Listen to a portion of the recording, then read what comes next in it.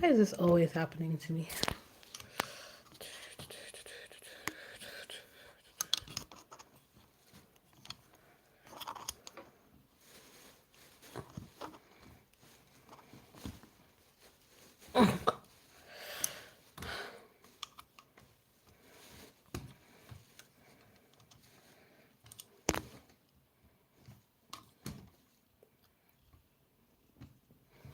Hi guys, apologies for the delay. The internet was not on my side today. I am using, for those of you in the UK, I use Virgin. And I have to, you know what, let me not be too harsh on Virgin. As an engineer, I'm always online. Virgin normally doesn't let me down, but today has been an utter and complete disaster. So I made the mistake of changing the orientation because I decided that, you know what, instead of trying to do landscape, oh, there we go, finally. Let me just try and mount the camera like this. And hopefully this is better. Hopefully you guys can endure it. Good afternoon, Joyce. Good afternoon, Is it Kireen? If I'm pronouncing that wrong, please forgive me. I hope you all are doing well. Happy Tuesday. We had a bank holiday in the UK. Hi, Joy. Sorry. Bear with me. I was trying to get Karine. Hi, Karine. That's a beautiful name. Lovely to see ya. Sis. I presume that's a late. Ooh. And now I've completely removed it. Wonderful. Bear with me. Bear with me. Okay. Hi, Karine. You have a beautiful name. Let me just put this back. There we go. Thank you, Hema. Oh, thank you, Hema. Hema, where are you from? I don't think I've seen a Hema before. Oh, and there's also a fly in here. Today is a lot, but I thought, you know what, I told you guys that I was going to go live, so I am going to go live. Come what may. Flies, virgin internet, be damned. I've not even had dinner, but I brought my dinner with me, so I usually don't like watching people when they are eating, so I promise I'll try and keep it discreet. Birmingham, hello. Hi. How are you guys celebrating today? Our young prince Archie. I call him King Archie because his dad is a king, in my opinion. Better than the ridiculous one that we have. Hope you guys have had a good day.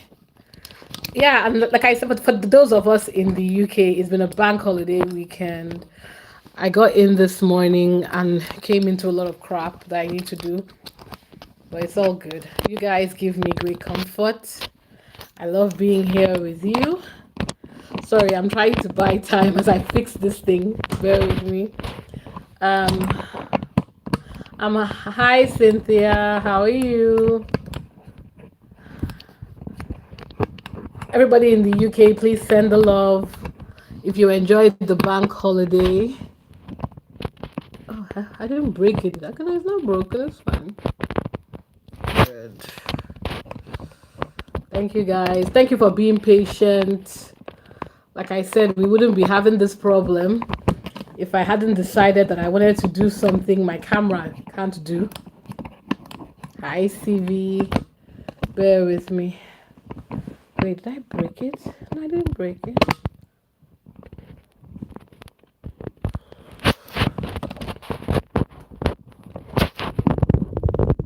Let me give it one more minute. It will go in. It's in. I'm just not looking at it. That's why it's taking so long. Bear with me. So how's everybody doing? Did you go anywhere? Did you stay? Did you travel? What was the plan? Did you guys stay in? Did you guys see the VE celebrations yesterday?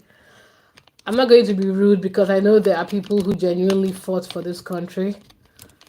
I don't do that. I didn't watch the pageantry because no. Instead I was watching the reaction online. The internet never disappoints. You guys are messy online. Oh my god.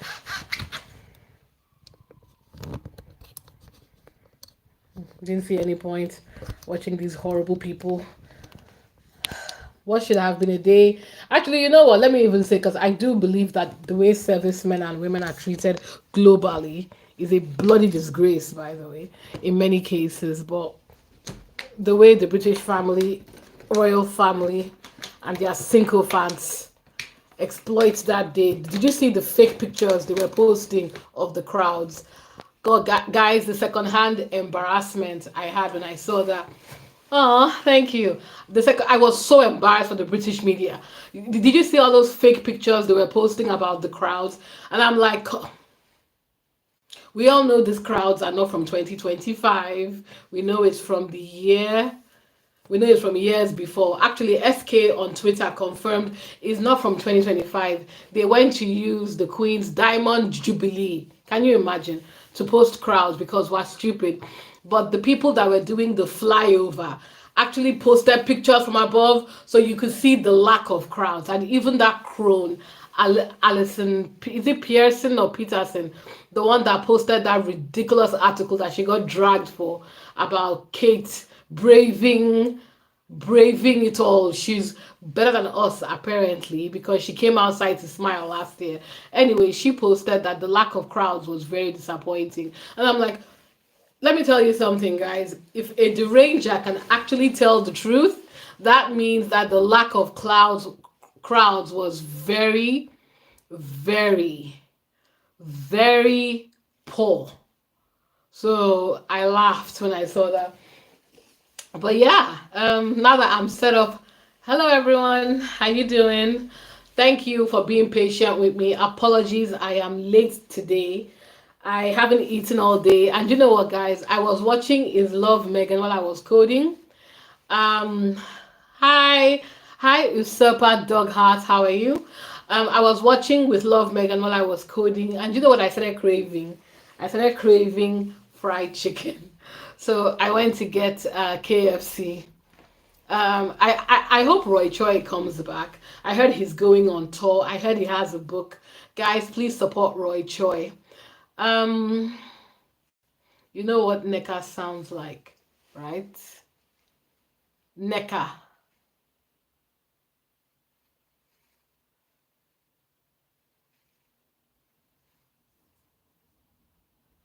I believe that you were craving fried chicken. Oh, we have one of those in the chat, guys. I know what NECA sounds like. I believe you were craving. Normally, you guys are more bold. Is it because Twitter has started banning some of you? If you think you're going to offend me, you have found the wrong person. I don't get offended. I'll just block you. Um, this is on. I am aware that it's on YouTube or Surpa, and I'm aware of the comments that you're making in my chat. So I'll just give you right. Uh huh. I will. Yeah, I'm just waiting for you to say the thing that will finally get me to block you. Yeah. So hi, Cotty. Hi, Kareem. Yeah, I'm definitely supporting Roy Choi. He's amazing. Yeah, and yes, I am craving fried chicken. You stopper. I like chicken. Right. So, guys, I'm about to start Megan's podcast. I don't know how many of you. Wow, Iran. Wow, bloody hell. Hi, Stoners Club. Hope you're well. I'm going to start the chat now. Hi, Karen. I'm going to start the podcast now, guys. Would love to hear your thoughts, hear your opinions about it. Hi, Matt. Hello. I feel like there's so many new people here today. Oh, bless you, Twango. Twinkie Twango, hi. Who doesn't like fried chicken? Who indeed? No, I think there's somebody in my chat that was trying to make some offensive comment that thought he or she was trying to be offensive, and I'm like, you don't know the person you're talking to. I don't get offended. I'll just drag you. If you get racist and very rude in my chat, I'll just block you. You're trying it with the wrong person. I don't care. Right. So if we're ready, ladies and gentlemen, I don't know if we're genetically predisposed. All I know is I like chicken. This is not Roy Choi. Maybe one day I'll make Roy Choi and we can eat it together. But yeah, I'm going to play Megan's podcast now. Guys, as discussed, YouTube has become very, very difficult. So normally where I could just, get away with certain things, they've made it almost impossible now. So give me 1 second. Let me just quickly get the podcast up. Bear with me. Okay, if you guys are ready, sorry, I mistakenly went off for a second. I'm going to press play now, so we're going to start listening to With Love, Megan. So I'm going to go quiet as we absorb it. I will only speak when we get the ads. But yeah, please continue to post in the chat. I'll be posting in the chat as well. If you like my content, please continue to subscribe and share. I need subscribers, guys. Please, please, please, please, please.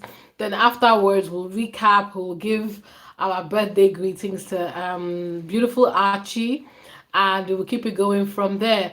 Please let me know, and if you don't mind this, if you don't mind a super chat for little old me, if not, that's okay. I'm gonna get started now, and of course, send love, send likes. I love hearing from you all. I'm going to press play now, guys. Let's get to it. Candidate search can be overwhelming. That's where LinkedIn Jobs comes to the rescue. LinkedIn makes it easy to post your job for free, share it with your network, and get high-quality candidates all in one place. LinkedIn even has a new feature to help you write job descriptions and then quickly get your job in front of the right people with deep candidate insights. Find your next great hire on LinkedIn. Post your job for free at linkedin.com/femailefounder. That's linkedin.com/femailefounder to post your job for free. Terms and conditions apply. As the days get longer, my schedule seems to get fuller and fuller, and sometimes the nonstop plans and stress can do a number on my hair. If you can relate, give Nutrafol a try. Nutrafol is the #1 dermatologist-recommended hair growth supplement brand, trusted by over 1.5 million people. Anything truly worthwhile takes time and effort, and with Nutrafol, see thicker, stronger, and faster-growing hair and less shedding in just 3 to 6 months. This was definitely my experience when I tried the Women's Balance formula. I noticed less shedding. When I ran my fingers through my hair, less came out. And it really does boost your self-esteem and your self-confidence. This summer, stop worrying about your hair and start making memories. For a limited time, Nutrafol is offering our listeners $10 off your first month subscription and free shipping when you go to Nutrafol.com and enter the promo code CONFESSIONS. Find out why Nutrafol is the best-selling hair growth supplement brand at Nutrafol.com, spelled Nutrafol.com, promo code CONFESSIONS. That's Nutrafol.com, promo code CONFESSIONS. Lemonade. It just started climbing and climbing and climbing, and there was 5,000, 10,000 people on our website within a matter of 30 seconds. And I called Roger and said, "What's going on?"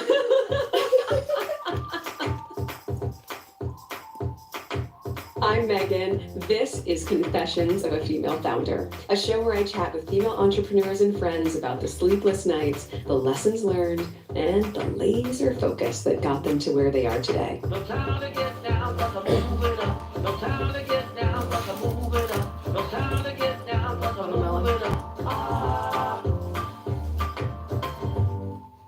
Business doesn't work unless people believe in you. Your team, your investors, your customers. So much of entrepreneurship is convincing people that your vision is worth their time and their money. And when I think about big milestones for my own business, with As Ever, I mean, Netflix coming on as my business partner, huge. Just having a global powerhouse that believed in me and the site selling out in the first 45 minutes of launch, every single piece that we had been working on, that told me that customers, people believed in me and this vision. That's all you really want as a founder. That becomes your proof point that those late nights and the midnight musings are worth it.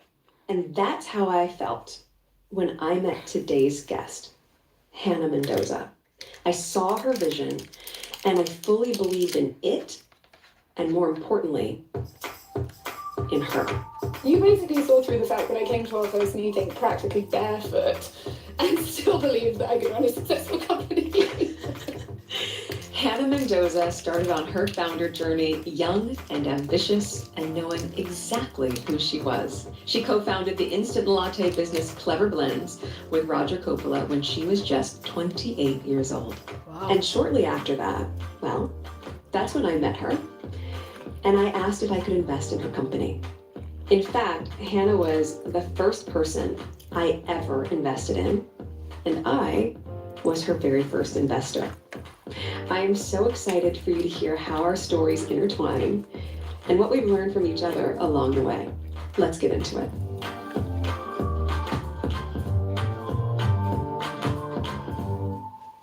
Hi. Hello. So, as opposed to starting with just where it all began for you, I want to start with where we first met. Do you remember? Of course I remember. I mean, it was probably the biggest thing I'd done at that point. Coming to a house and meeting with you.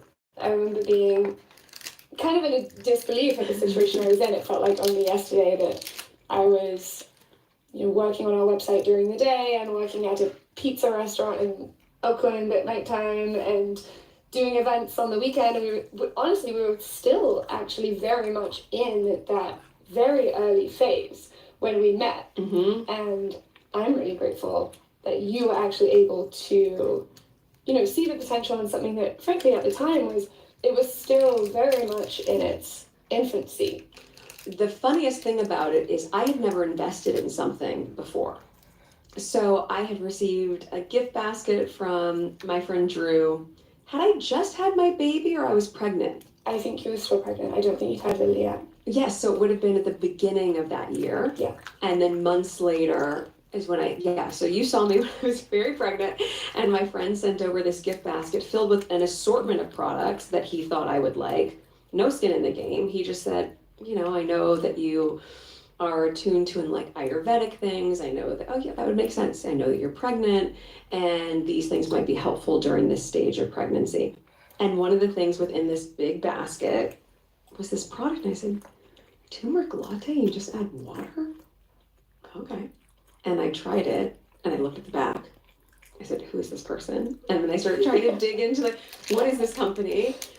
But it's so bizarre because I didn't have a portfolio at the time. I didn't have a roster of female founders that I invested in. It was the first and truly organic, all puns intended, experience of looking at something and saying, I want to support this. And I didn't even know you were a female founder at the time. I didn't know who was behind it. And I remember when you came to the house, we were sitting outside, and I just remember you kept shifting your feet in and out of your Birkenstocks.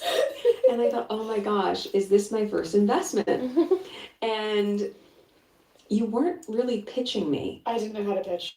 No, but also, I wasn't asking for a pitch. I came to you. Do you remember I said to you, I was watching a lot of Shark Tank at the time, and I said, this is not Shark Tank. Think of this as Dolphin Tank. Yes. These are very Dolphin friendly. Tank. These are very friendly waters. It's all going to be good. I just have to say, you reminded me of the Birkenstock moment.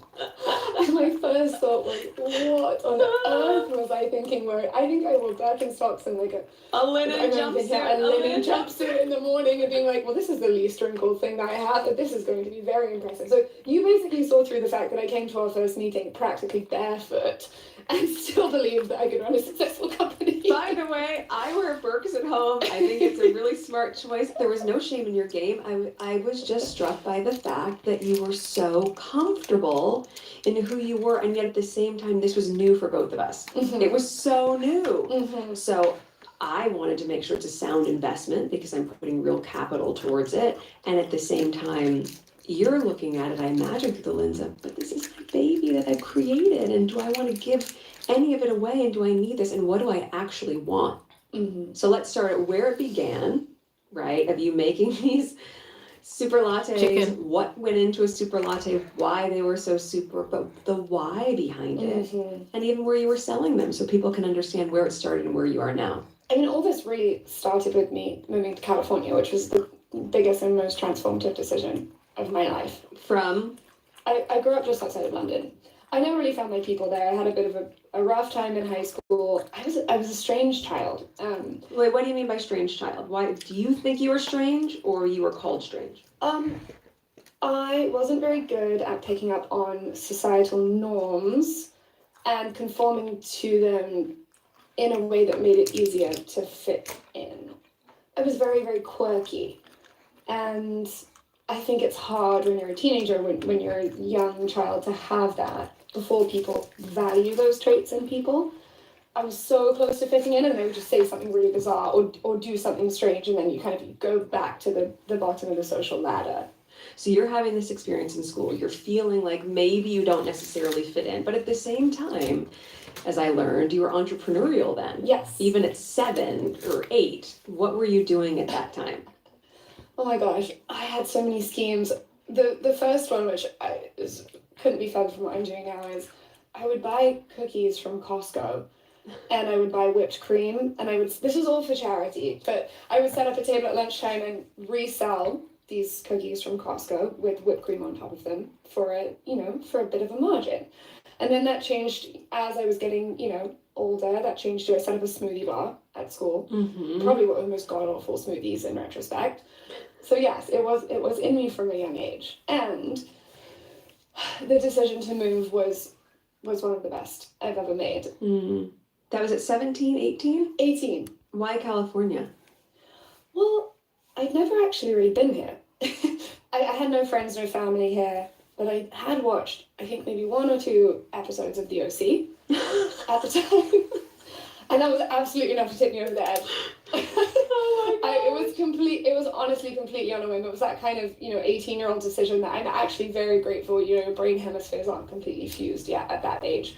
And if I tell you, when my plane touched down in LAX, I listened to Party in the USA by Miley Cyrus in my headphones. Oh my gosh. And see, when my plane would touch down at LAX and I was going back and forth when I was filming in Toronto for a long time, I didn't have that soundtrack in my head. I would always hear Joni Mitchell, California Coming Home, every single time in my head, and I would just go, I'm home. Okay, so you come here, you're 18, you get here, California dreaming, Party in the USA. Yes, it changed me in a very massive way, very, very quickly. When I got here, I'd never been on a single hike. I'd never pitched a tent. I was smoking Marlboro Reds and would casually put back a bottle of tequila on the weekend. That was just, when I was in London, we started going clubbing when I was 14. It was just a very, very different lifestyle, and I thought that was it. This is a Hannah I do not know. I know, well, I've never told you this. I can't even yes, because I'm your investor. You're like, not to talk to you about all my Wasn't going to open with that. yeah, please, you're cap table, if you're an investor, sure. Of course you weren't going to tell me that. So you get on the other side of the pond, you come out here, you meet a whole different vibe and energy around you, and you start hiking and you start seeing the world through a different lens. And then what happens?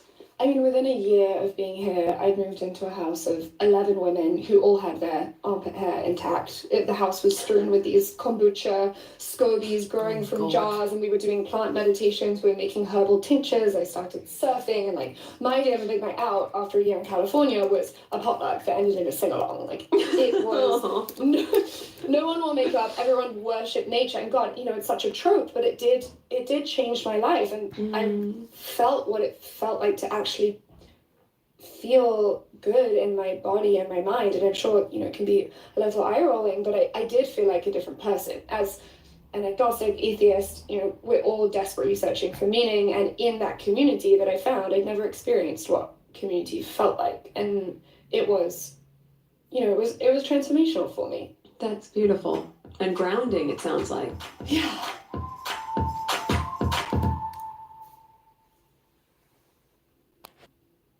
If you're a small business owner, you know that the person tasked with hiring for your company is probably also doing a million other things. Your HR team needs a little help. Put your job listing and get 3 candidates. Find out why more. You know those afternoons when the sun is shining? Wayfair offers everything.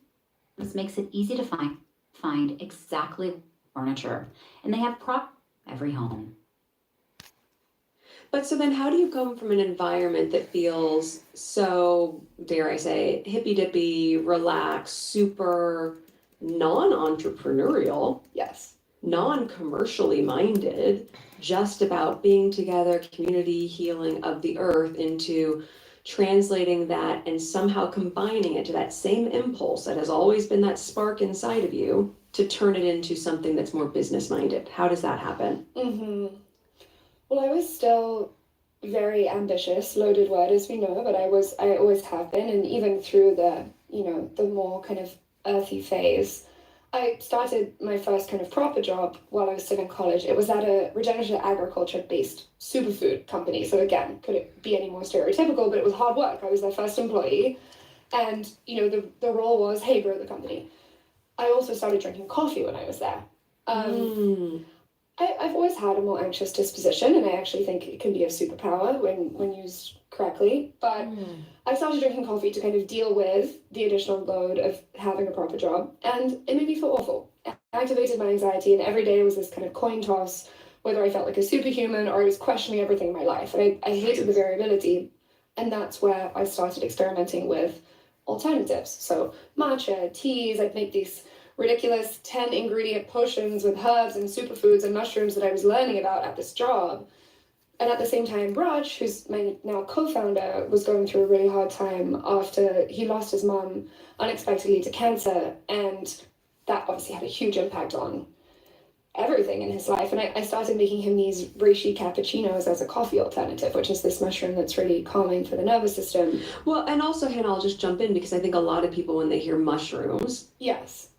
they go, oh, okay, she's talking about being hippy dippy and grounded and all these things. And if you aren't familiar with adaptogens, you can go to this place of, oh, it's feeling a little psychedelic and super woo woo. And that, but what we're talking about is in some ways food trends, which you were ahead of the curve on, because I was thinking about it.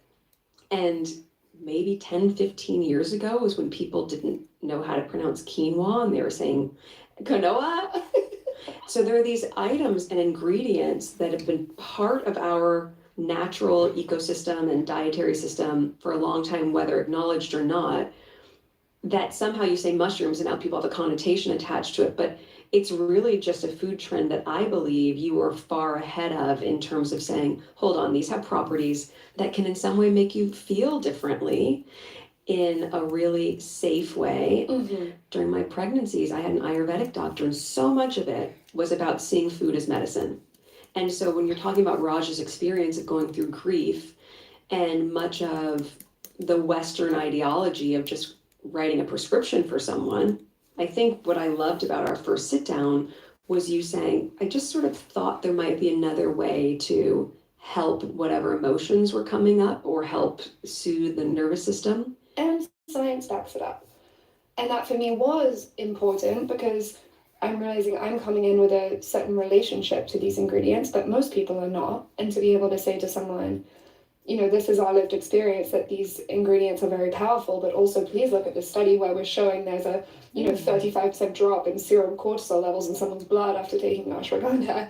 That's incredible. There's pharmaceuticals that can't do that. It's like, so I started also diving into that and feeling like, we are on the brink of something here becoming more in the cultural zeitgeist. And I want to be part of, disseminating that because it feels like a perfect antidote to the increasingly high stress world that we're in.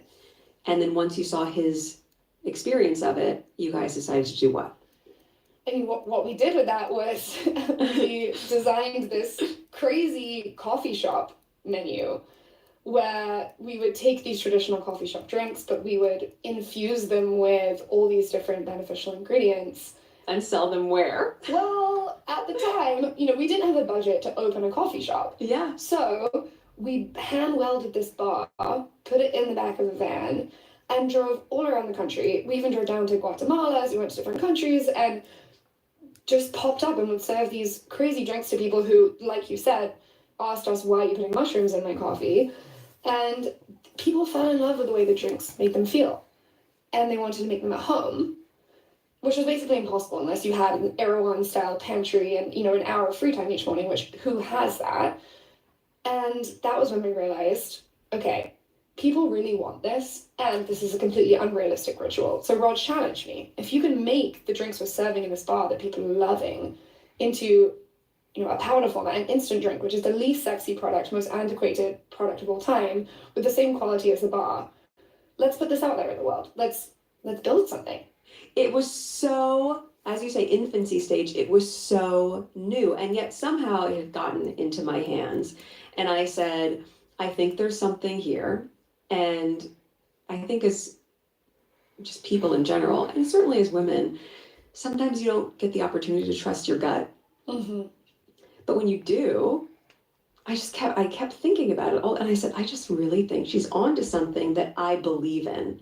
And then from there, I'll be honest with you, I went, okay, well, now I have a big responsibility.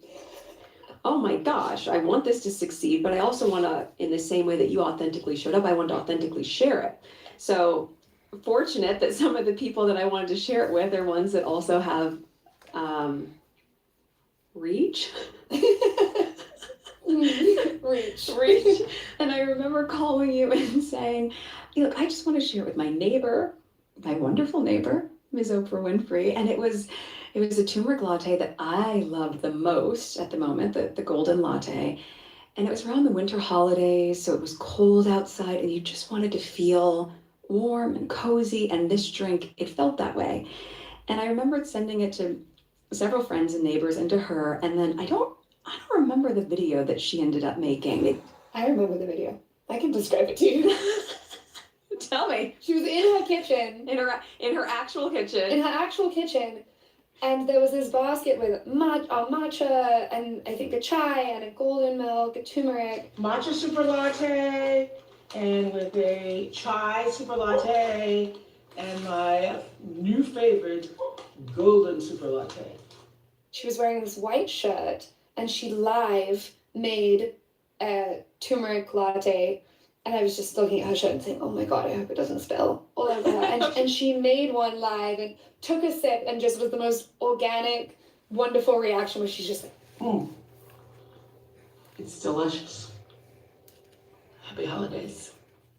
I think I fell on the floor. And you know what? I was live editing our website when this happened. I was in there. You should never do this. I was in there tinkering, again, with stuff live. And there's a little count of how many people are on your website. It's like, 3 people are looking at your website, which for me at the time, I was like, gosh, who are these 3 people? Wow. And then it just started climbing and climbing and climbing. And there was 5,000, 10,000 people on our website within a matter of 30 seconds. And I called Roger and said, what's going on? And I see the tag. I see the Instagram tag. Oprah tagged you in a post. Oh my god. And I fell off my chair. And Roger at the time was in our commercial kitchen, and he was sweeping up after we were making all the product ourselves. He had a hairnet on, and we FaceTimed each other, and he's got his little hairnet on, and we were just screaming.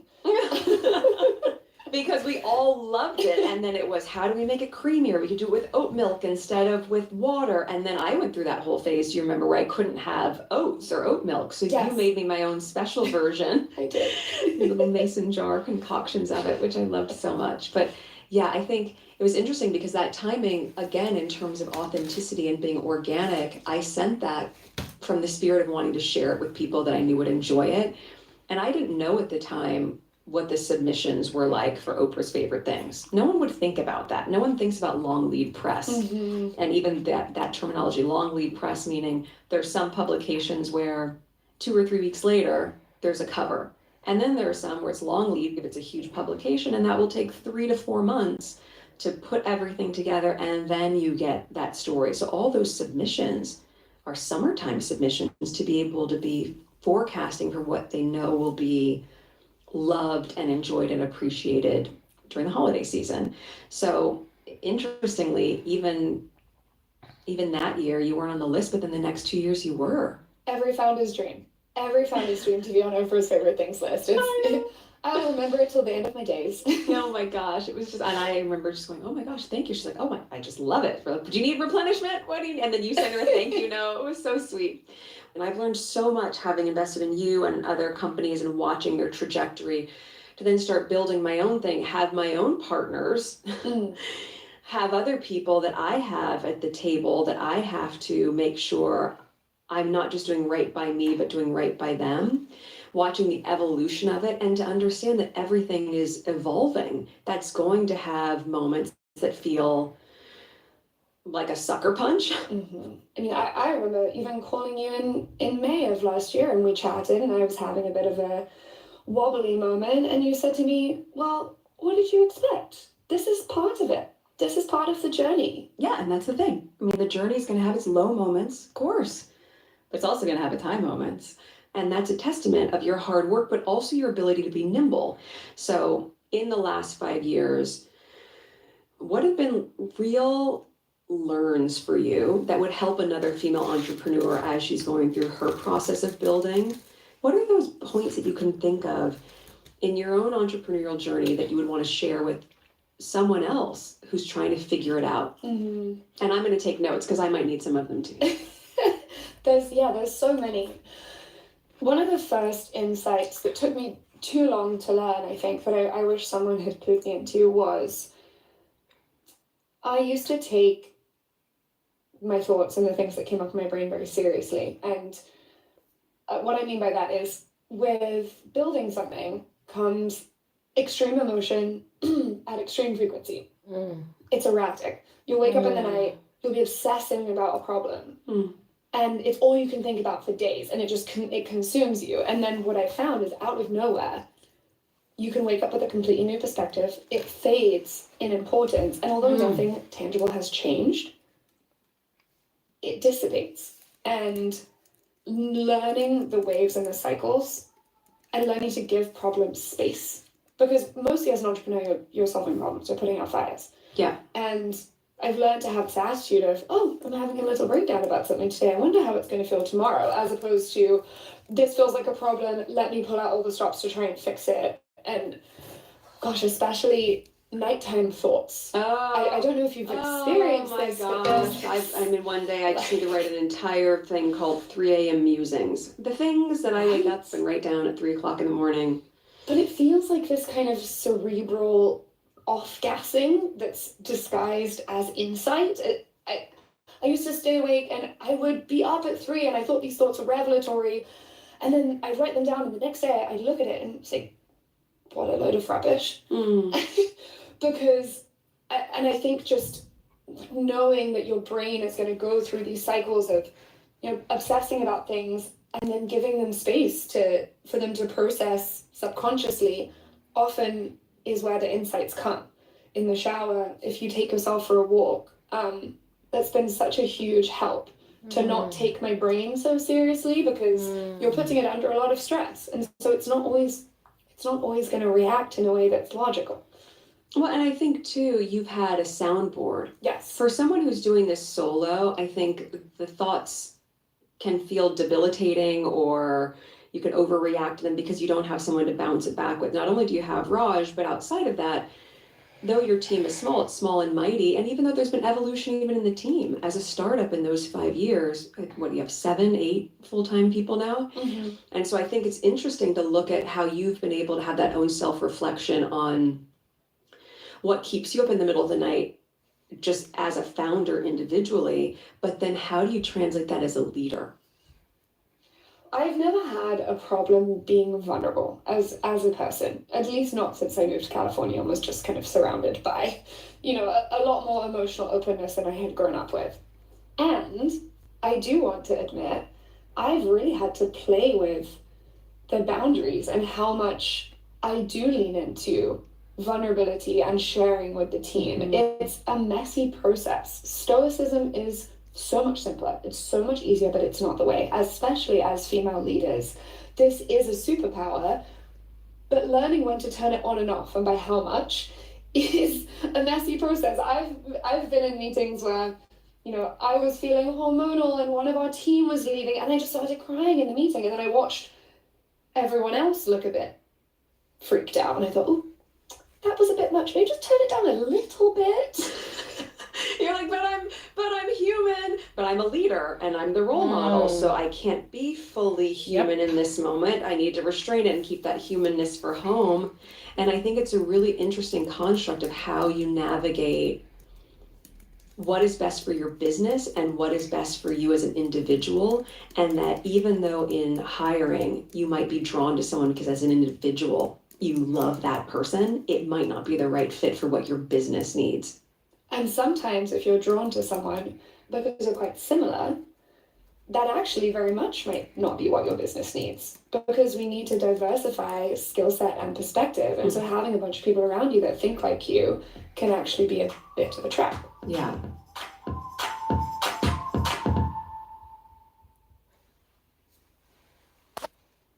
For many business owners, shipping is a crucial part of a company's success.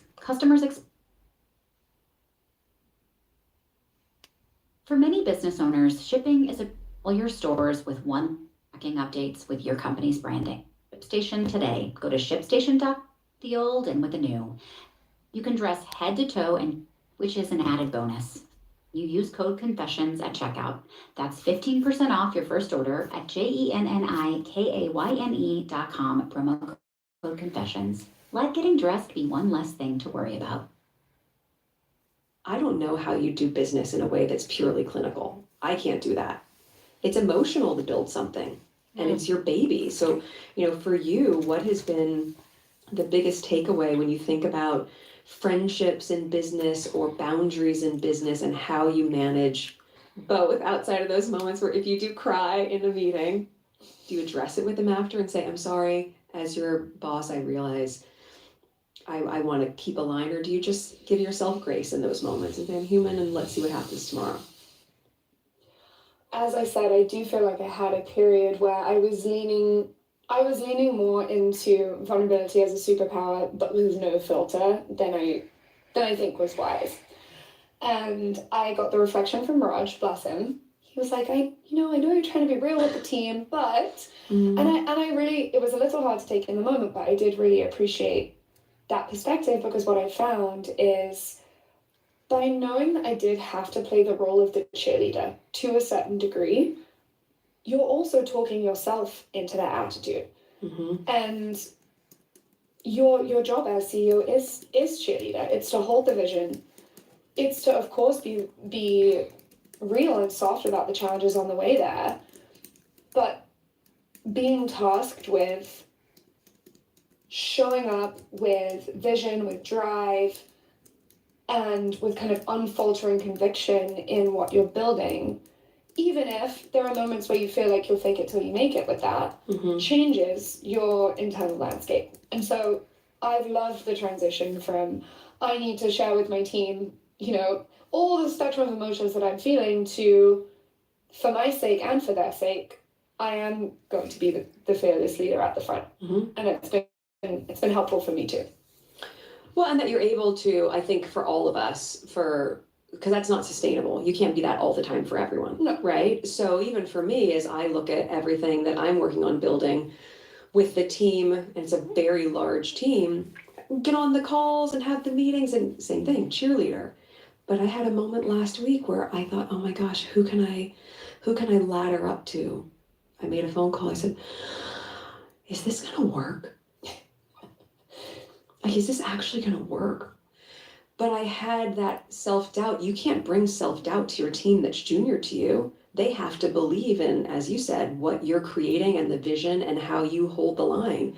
But you still have to be able to have someone you can go to be human and say, I don't know, can you just tell me that this makes sense? And thankfully my partner said, are you joking? We're so energized. This is amazing. But I did. I got into that same headspace that any of us can. Because some might look at it and say, at least for me, it will have so much exposure. Whatever I put out in the world will have so much attention. I go, yeah, and there's a flip side to that coin, which we know. It's a microscope that a lot of people don't have to experience. This feels very minor in the face of all of these things, but one of the more helpful strategies that I found for having a place where you can be real as a counterbalance to needing to be, the fearless leader. It's a very kind of feminine strategy, but having a completely unhinged text thread with other people who are doing similar things. I have founder friends, other women who are at similar stages with their business, Becca from Fishwife is a very close friend of mine, and we Oh my gosh, I love their products. they're amazing. Great branding. Beautiful. Great branding. She's wonderful. No one's ever, sorry, just like as a sidebar, no one has ever made a canned anchovy or sardine look cool. It's beautiful. Who does that? It's very impressive to me. Please tell her that I'm a big fan. It's what she's done is amazing. But we have a text thread where all caps, partial sentences, 3-week delays in replying are completely accepted, because sometimes you get off a call and you just need to write an all caps text to someone that says, what on earth is going on? Yeah. And you need to ramble, or you need to send a 5-minute voice note, and having that kind of that expression in an appropriate way has been very cathartic. Yes, the safety of stream of consciousness with someone who understands it's a different version of the same thing that they are going through or that they remember having gone through. But that's part of that sisterhood and that understanding of, okay, every day is not going to be the same. And some days are going to be harder to show up as your best and shiniest self. Maybe on that day, something really painful happened in your real life. But for your team, that's not how you show up. You can't. Even, when you think about also being a female leader, and you think about building something around the schedule of hormones on a monthly basis, biological clock, and even kind of on a daily basis, I find I'm very utopian until 3 p.m. and then I'm a complete nihilist from 3 p.m. until bedtime. So I just organize my schedule around that, but you don't always get to choose. Or what if you have an incredibly important meeting at, a time of the month where you have raging PMS, and you just have to push through.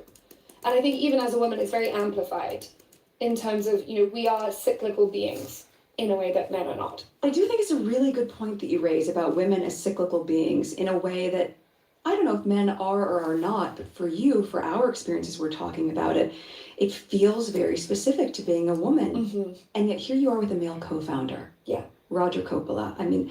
Raj he's way more behind the scenes than you are.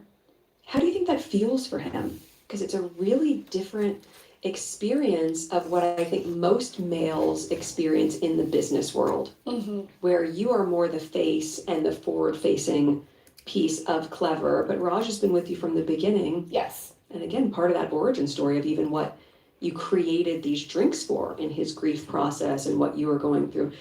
What do you think it's felt like for him to see you the one being forward facing and in more of the limelight, though he is still very much a part of, in a huge way, the in and out of the company every day? I know with all my certainty that having that, I guess, maybe switch in traditional role, if we are even thinking about the statistics surrounding, 90% of Fortune 500 companies are run by men. Mm-hmm. I know that he feels like having a female leader is an appropriate step forward for creating the world we want to see in business, and he's been so gracious about, playing the role that he plays, which is intrinsic and critical. I couldn't do this without him. And we also have got to both play to our strengths. He is very entrenched in finance and operations. It's not my world. And I think that he also has, frankly, loved being in a company of basically all women. Well, and also you've watched the success of it together, right? So you can celebrate it behind the scenes, even if you're the one forward-facing that's being celebrated. And I wonder what that's like for female business partners. And one woman is getting more of the accolades than the other, even if their skill sets are in different places. Yeah, and a lot of co-founders don't stay together. We also know the statistics around that it can be a very strained relationship. And I think power dynamic is a large part of what can tear people apart. Something Raj and I have had to be really careful around is making sure that we're not pedestalizing one person over the other, and that we feel like a team and we have each other's backs. And I think that would be the same for any co-founders. Yeah, I think you're right.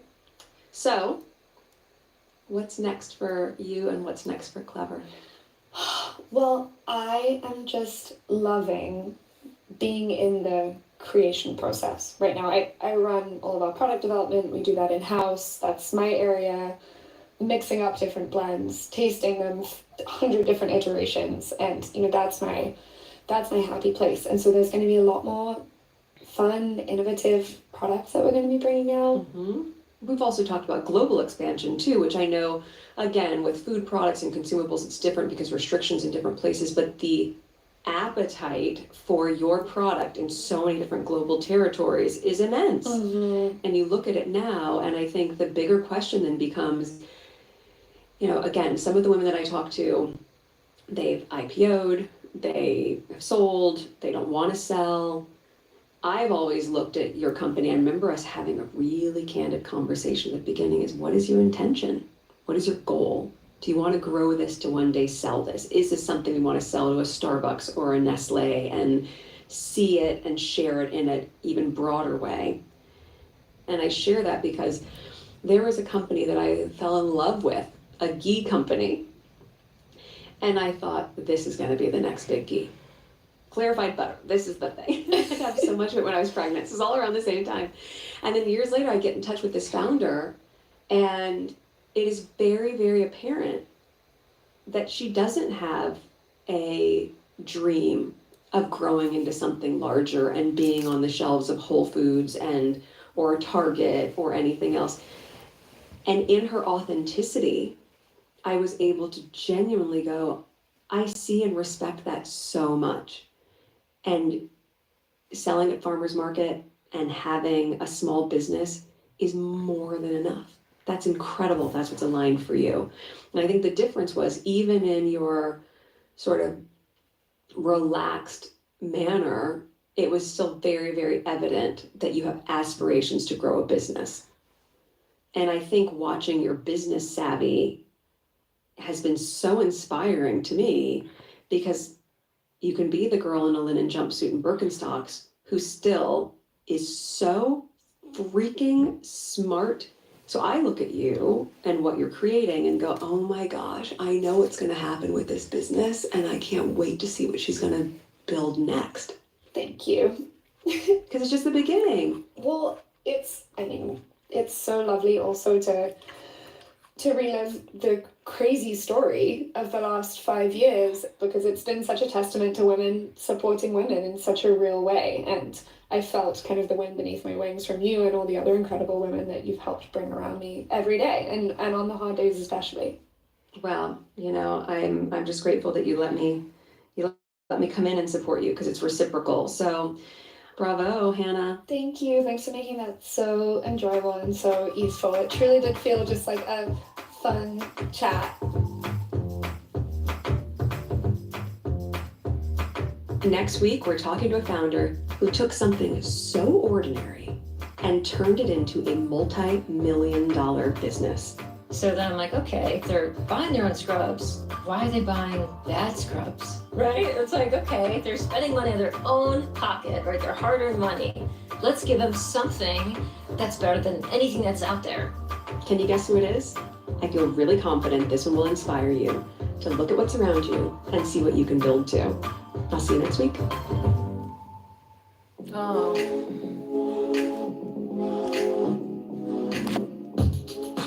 Confessions of a Female Founder is a production of Lemonada Media, created and hosted by Megan. Our producers are Catherine Barnes and Ohala. I love how she said created and produced by Megan, just like her TV show is created and produced by Megan. And yeah, I like this episode. I like it because I think out of all of them, this one just felt very down to earth. It felt achievable somehow. It felt like, okay, yes, if you remove the hippie dippy part of it, you can relate to that. You can relate to somebody who is young, who is quirky, who feels like he or she doesn't fit in, comes to America because there was a time when you used to just go to America and just explore. I can see why places like California would be attractive, because yeah, it's by the beach. You can literally find the commune of friends, and just not waste your time, but just be young.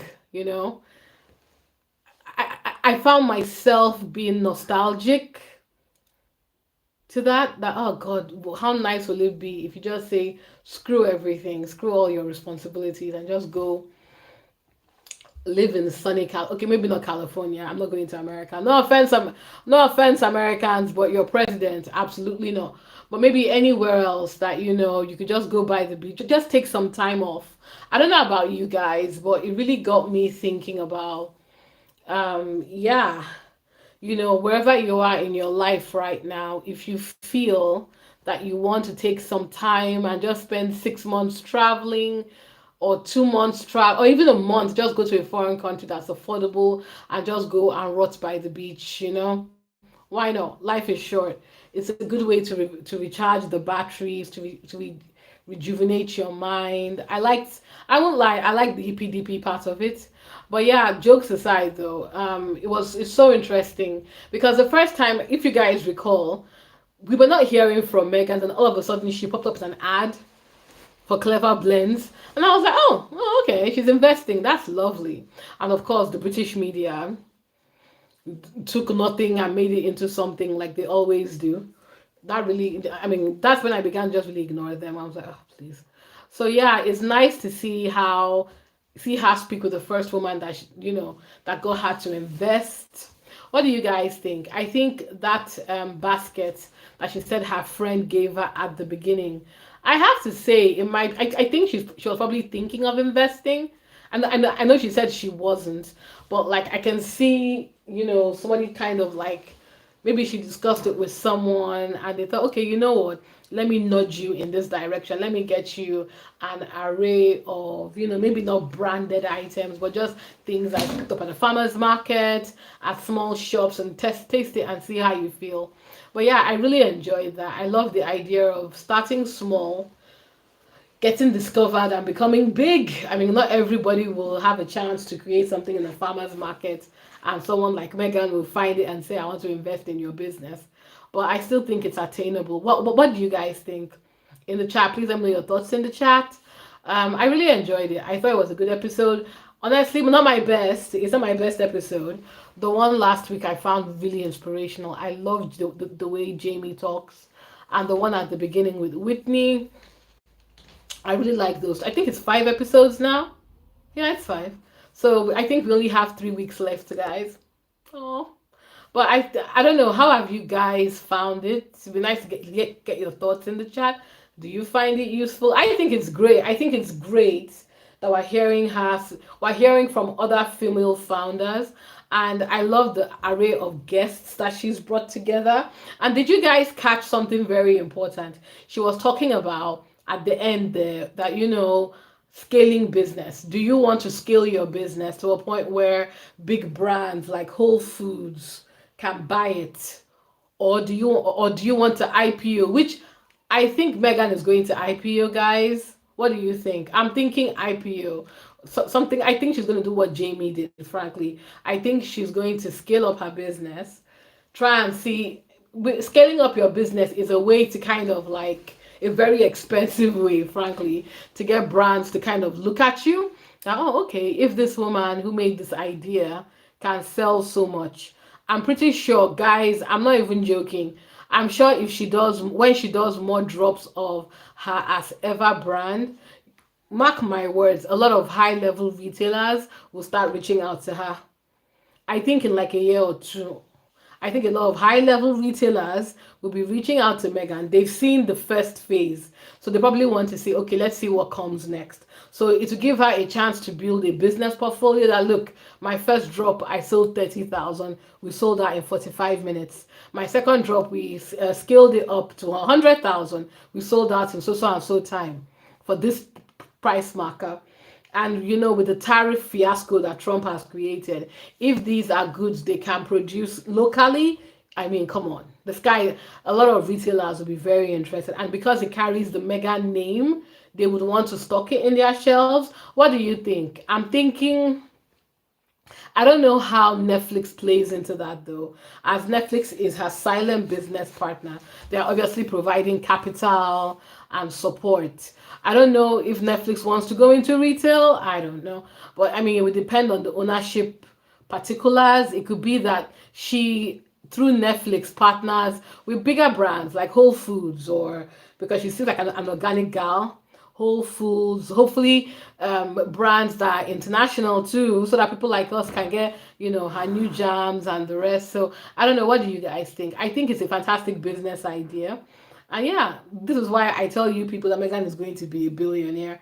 But I think even the haters and the Rangers have to agree that Megan is going to be a billionaire. Hi Michelle, hi Prince Chukud Chukudozie. Hi, how are you guys? I'm Blue. Hello. So yeah, I really enjoyed it. Please let me know in the chat what your thoughts are. If you feel it, I really enjoyed it. And then yeah, very quickly, just some quick things I saw on the internet. Just a quick the British media, guys. Some of the squaddies are doing something very good. They are retweeting Harry's interview. If you don't have it, check out Zandy Sussex. They're always retweeting it. If you're on Twitter or any social platform you use, feel free to retweet and share and let people know, what you think so that people don't forget, because I saw an article from the Guardian. The Guardian used to be fair. Now apparently they are doing Javille. A very stupid woman on the Guardian was saying that, Harry, you're rich, why are you complaining about security? Again, clearly clickbait, because those idiots understand why.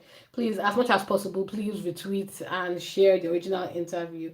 Very quickly, let's talk about Archie. It's Archie's birthday, guys. I've seen all the lovely posts online. I posted Megan. I knew Megan was going to post something, obviously. I've posted the picture. I keep waiting to see if Megan, because it's obviously maybe morning where they are right now. I keep waiting to see if Megan will post something else.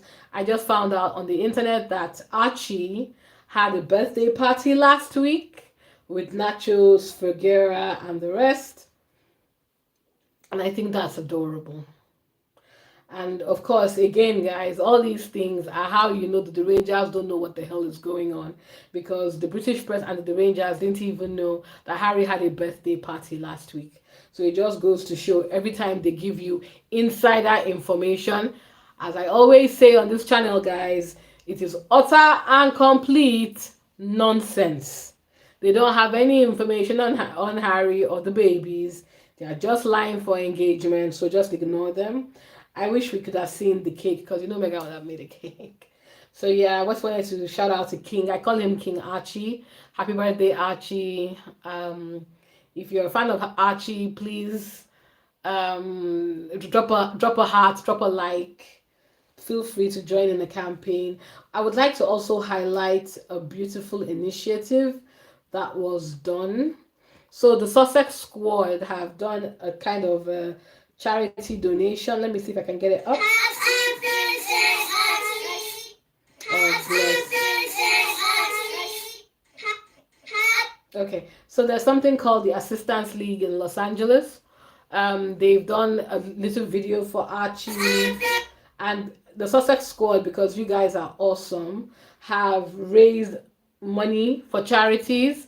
I wanted to shout out everybody that has donated. If you can, please donate to help as many charities as possible in Archie's name. I'll just read you something from the Assistance League Los Angeles. Happy birthday, Prince Archie. Our preschoolers have a special birthday message for you in honor of Prince Archie's birthday. Assistance League of Los Angeles is proud to be the beneficiary of this year's Sussex Community Birthday Campaign. Guys, how incredible is that? From May 4 to July 4, donations made in celebration of Prince Archie will support thousands of youth in need across Los Angeles. In 2020, the Duke and Duchess of Sussex visited our preschool learning center to paint forget-me-nots in memory of Princess Diana. Today, those flowers represent seeds of hope we continue to nurture for children from low-income families. With your support, we provide vital services through Operation School Bell, College Scholarship, Foster Children's Resource Center, Preschool Learning Center, Theatre for Children. Thank you, Sussex Community Events, for uplifting our mission. and link to bio. I'll post the link in the chat. But yeah, guys, this is honestly squaddies. Well done. That's incredible. It's incredible to see you guys. And it's not just that. I was looking for other charities that people have been supporting. It's just absolutely fantastic that many of us online are using this platform to help. I'm sure Archie would appreciate. I'm sure his parents and Archie obviously will appreciate this. Let me see.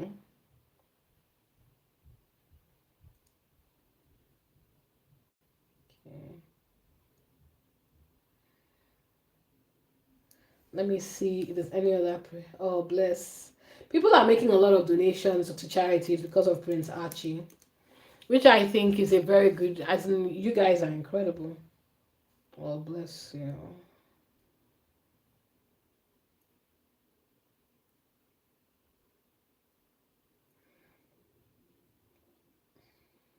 I'm trying to find. Okay, so sorry to clarify. $1,000 was sent to the Assistance League Los Angeles.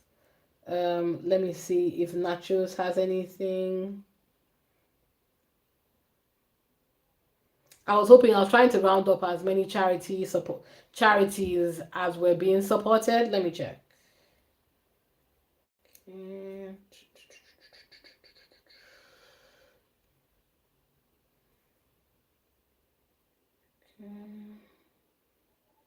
Is there any other one?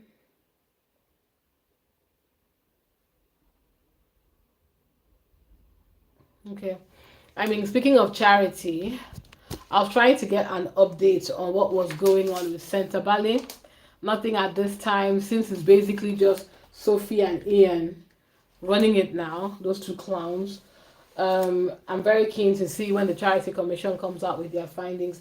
That woman is a disgrace. But yeah, like I said, shout out to everybody who gave and continues to support charities. If there's any charity that I've missed, please post it in the chat and we can highlight it later. And yeah, it's been a beautiful day. For today, I'm going to keep it clean and keep it healthy. I've seen some very stupid things from the Rangers. I'm not going to respond because it's Archie's birthday. I will save all my rage for tomorrow. But yeah, what do you guys think? How are you all doing? Anything to note in the chat? How's things going? If there's anything you'd like us to talk about in the chat, I think I have about 5-10 minutes. Please mention it in the chat. If there's anything you'd like to cover, but I think we've said it all at this time. We've spoken about the charities. Let me see if more have come out. Let me see. Of course, the usual media nonsense that Charles is heartbroken at not being able to see Archie. Look, I don't like Charles. I think he's a racist. But my pure rage for that man went up a notch after Harry's interview, when it became apparent that, can you imagine a grandfather never asking to see his grandkids? I want you to think about that for a second. The king. Let's even leave out the fact that he's the king. He is a grandfather and he has never asked to see his grandchildren. Harry, I think, was trying to be nice during that interview when he was saying, but he was trying to be nice, but he said a lot without saying too much, because when he said that the only way he can see his father is if his father wants to see him, or if he makes a 30-day request, which tells you that Charles has never asked to see his grandkids. That's what Harry was saying with style, and that's disgusting.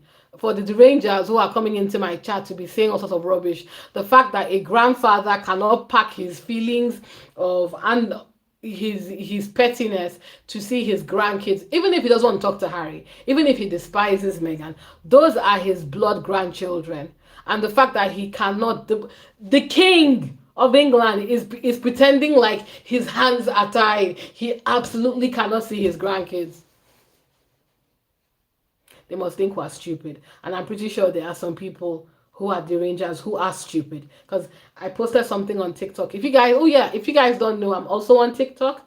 I joined TikTok to grow my community. I haven't done any lives there.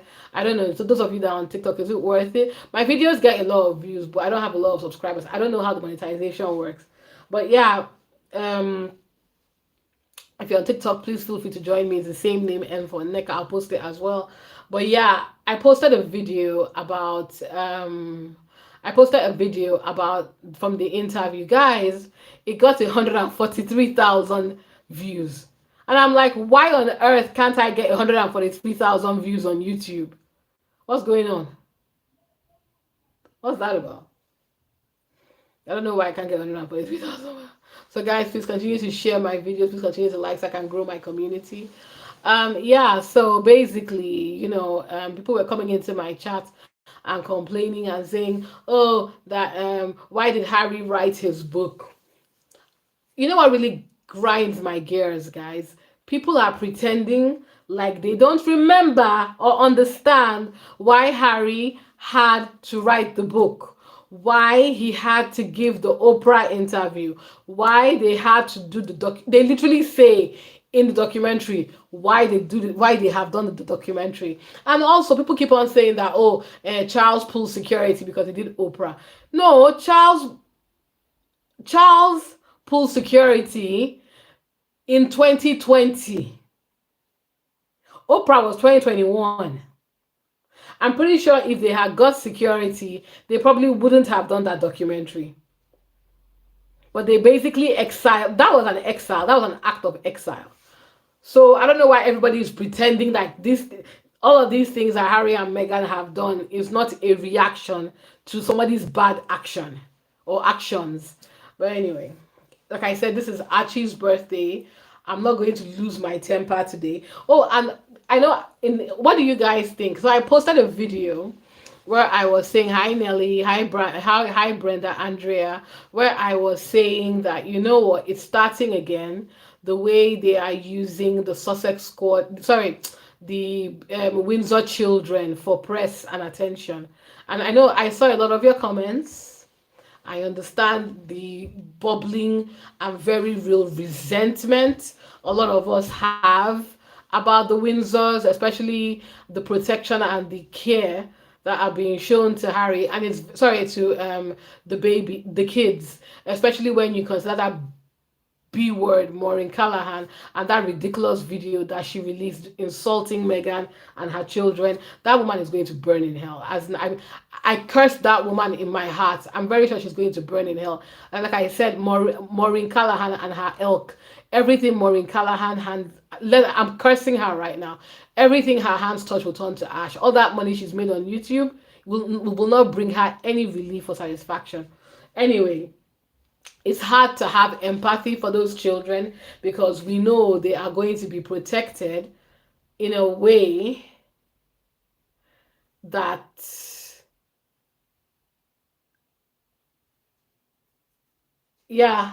they protect those children in a way that Harry and Meghan will never get for the kids. They protect them with the way they talk about them. They protect them in the press. But I would argue that I don't think it's protection, guys, because let's keep it honest, right? Kate and William do not do anything. They don't generate any type of buzz, any type of attention. And which is why they are following with the playbook Charles did. They are pushing the kids to the front. And the royal rota have said yes, that people go to certain things to see the children. And I'm like, and this doesn't sound weird. This doesn't sound weird to anyone else. It doesn't sound odd to anyone else. If somebody said that about anybody else's kids, people will be up in arms. What the hell do you mean? But somehow it's okay. Now, I know many of us are angry about the Sussexes and angry about how Archie and Lily are being spoken about in the press. But let's give it to the Windsors. These are all children, and they are using them to play a political game that isn't fair to any of them, which is why I said it's starting again. And I know we don't care, and I know many of us are resentful and don't care, and that's fair. But I think for the sake of the children, we should speak up more. don't fight me, but I think we should, because don't forget they started. If you recall, they started casting Louis as the clown and George as the serious guy, and for whatever reason they are aligning Charlotte to Diana, and I'm like, why? Why are you aligning her to a dead woman that all of you were insulting before she died, by the way? One. Two, you are saying she's like Princess Anne. How? How? She's a child. We've not seen her emotion. Hopefully we haven't, and we shouldn't. But like, yeah, I'm just saying that we need to. I don't know. I know many of you will not want to, but I will continue to call it out anyway, because these are all children. They didn't choose this life. And I think it's absolutely disgusting that the British press and their parents, despite everything that happened to William and his brother, the PTSD of which we are all experiencing right now, they are still using these kids for press. I think that's disgusting behavior, frankly. Anyway, I just wanted to call that out because I saw how passionate everybody was in the chat. And yeah, is there anything else to say? No, honestly, I really enjoyed this live, guys. It's always nice to talk to you. I will catch. Oh, there's a fly in here. Oh, that's so annoying. I'm going to let you guys go now. Like I said, please, in honor of Archie's birthday, please support a children's charity. Please support any charity, really, but mainly children, special needs, any charity of choice. If you want us to support it with you, please post it in the chat, either on YouTube or on X or on TikTok, so people can, contribute. And please do it in Archie's name. For all the nonsense in the press, you cannot deny the power and the amazing community of the Sussex squad. For those of you that are Sussex squad or your Sussex fans, whatever your assignation, thank you for all the support. Thank you for watching my videos. Please watch them more so I can get more money. Please continue to like, subscribe so I can get more viewers and more followers. And yeah, I love hearing from you in the chat. It's been a good one, and I will catch you guys later. Thank you and have a good one. Bye.